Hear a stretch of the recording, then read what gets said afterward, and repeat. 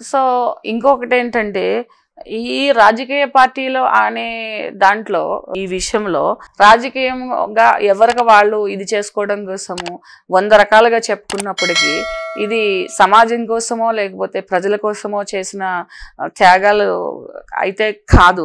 వ్యక్తిగతమైన నేరాపరణకి చేయబడిన కేసెస్ ఇవి చాలా మంది ఏమనుకుంటారంటే పార్టీలు సఫర్ చేస్తున్నాయి, పార్టీలు ఇన్వాల్వ్ చేస్తున్నాయి. అంటే ఏ వ్యక్తి పడితే ఆ వ్యక్తిని without any proof only oral సాక్ష్యాన్ని పెట్టుకుని మాత్రమే అరెస్ట్ చేయడాలు అనేవి జరగదు. ఇప్పుడు ఒక వ్యక్తి మీద వేరొక వ్యక్తికి కోపం ఉంటే వీడు చేశాడు అనేసి నేరం చేశాడు అనేసి మనము ఎలిగేషన్ చేసినంత మాత్రాన అది మాత్రం పోలీసులు అలాగా ఆ సాక్ష్యాన్ని పరిగణలోకి మాత్రమే తీసుకుని చేసేయడం జరగదు. ఆ నేరం జరిగినప్పుడు అందులో వాళ్ళ ఇన్వాల్వ్మెంట్, సాక్షికి ఎలా తెలిసింది, ఎప్పుడు తెలిసింది అనేది అంత రాతపూర్వకంగా కూడా కొన్ని ఆధారాలు ఉన్నప్పుడు మాత్రమే, అంటే ఫోన్ లో కానీ లేదంటే వాళ్ళు సీసీ ఫుటేజ్ కానీ, ఇప్పుడు ఒక హోటల్లో వాళ్ళు సిట్టింగ్ చేశారు, అక్కడ ఈ నేరం గురించి ప్రస్తావన జరిగింది, దీన్ని డిస్కస్ చేశారు అన్నప్పుడు డెఫినెట్ గా ఆ హోటల్ని కూడా వాళ్ళు ఎంక్వైరీ చేయడం జరుగుతుంది పోలీసు. ఆ హోటల్లో ఏ టైంకి వెళ్ళారు, ఎన్ని గంటలకు వెళ్ళారు, ఎవరెవరు వెళ్ళారు,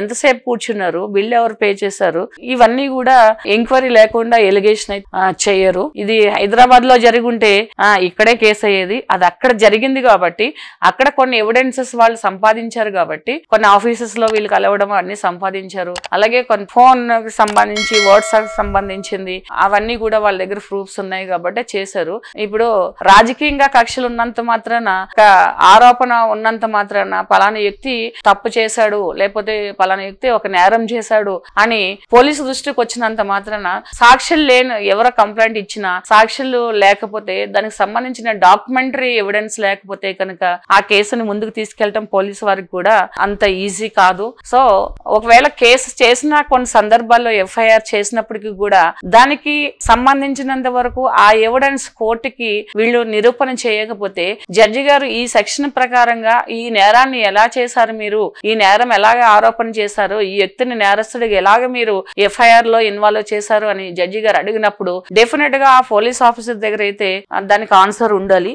ఈ ఎవిడెన్స్ ప్రకారంగా ఈ ఫోన్ కాల్స్ లేకపోతే ఈ ఫోన్ నెంబర్స్ లేకపోతే ఈ మీటింగ్స్ లేకపోతే ట్రాన్సాక్షన్స్ ఆధారం చేసి మేము వీళ్ళని నేరస్తులుగా మేము ఎఫ్ఐఆర్ లో చేర్చడం జరిగిందనేది తెలుస్తుంది. లేకపోతే వాళ్ళు కూడా ఏదో ఇన్ఫ్లుయెన్స్ తో ఎఫ్ఐఆర్ చేశారని వాళ్ళు కూడా పై అధికారుల నుంచి సస్పెండ్ అవ్వడం అయితే చేయడానికి ఛాన్సెస్ ఉంటాయి. కాబట్టి వాళ్ళు కూడా అంతా కూడా కరెక్ట్ ఎవిడెన్స్ తో మాత్రమే ముందుకెళ్తారు. కొన్ని చిన్న చిన్న కేసెస్ లో అలా చేసేసేసి పోలీస్ ఆఫీసర్స్ కూడా ఆఫీషియల్స్ దగ్గర నుంచి తిట్లు తినడము లేకపోతే సస్పెండ్ అవ్వడము లేకపోతే జడ్జి గారే వాళ్ళకి మెమో ఇష్యూ అంటే వాళ్ళని పై ఆఫీషియల్స్ కి ఏసీపీ గారికి కానీ డీసీపీ గారికి కానీ సిపి గారికి కానీ వాళ్ళు కాంటాక్ట్ చేసి ఈ ఆఫీసర్ ఇలాంటి చేస్తున్నారు, మీరు ఇది చేయాలి మీరు అని చెప్పేసి అలా మెమోస్ తీసుకున్న వాళ్ళని కూడా మనం చాలా మందిని చూసాం. ఈవెన్ సమ్ టైమ్స్ పోలీసులు కూడా అరెస్ట్లు అవ్వడాలు నేరాల్లో ఇరుక్కోవడం జరుగుతుంది. ఎందుకంటే ఇలాంటి ఫ్యాబ్రికేటెడ్ ఎవిడెన్సెస్ తో వాళ్ళు కేసులు చేయడం అంటే అందుకని ఏంటంటే డెఫినెట్ గా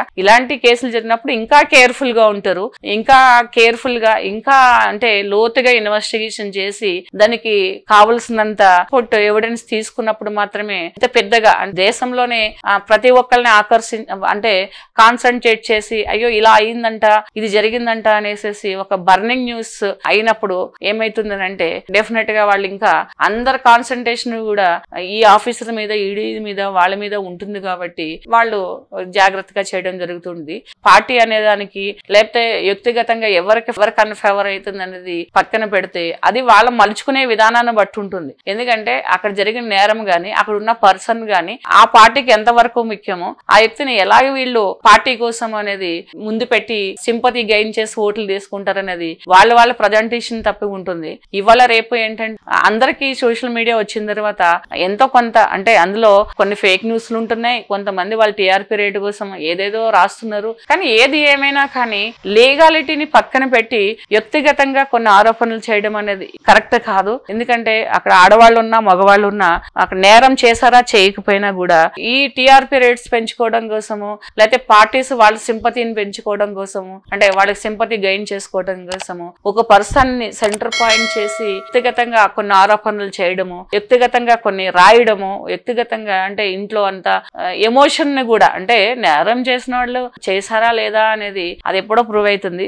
ఇది ఓన్లీ బేసిక్ గా ఆరోపణ మాత్రమే. వాళ్ళ ఎమోషన్స్ కూడా అంటే చిన్న చిన్న వాటిని కూడా టీవీలో యూట్యూబ్ లో వాళ్ళు అప్లోడ్ చేయడము, ఒక లేడీ యొక్క ఎమోషన్ ని, ఎంత ధైర్యమైన స్త్రీకైనా కూడా ఒక అమ్మ లేకపోతే ఒక వైఫ్ ఒక ఫ్యామిలీ గురించి కొంత అయితే ఉంటుంది. సో దాన్ని కూడా క్యాష్ చేసుకోవడం కోసము కొన్ని ఛానల్స్ చేస్తున్నారు.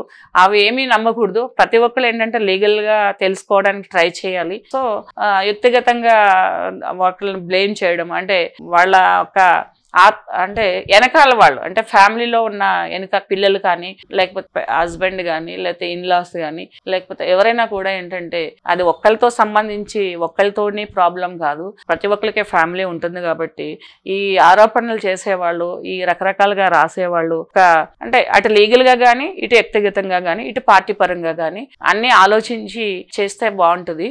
సో ఏదైనా లీగల్ గా ఎవరు కూడా ఎస్కేప్ అవడానికి, చట్టాన్ని నుంచి తప్పించుకోవడానికి ఎవరు చేయలేము. సో ఎవరైనా కూడా ఎంత పెద్ద వాళ్ళకైనా చట్టం ముందు అందరూ సమానమే. కాబట్టి ఇవన్నీ జరుగుతూనే ఉంటాయి. దాన్ని క్లియర్ గా అవగాహన చేసుకుని తెలుసుకోవాలంటే కరెక్ట్ న్యూస్ ని మాత్రమే ఫాలో అవ్వాలి.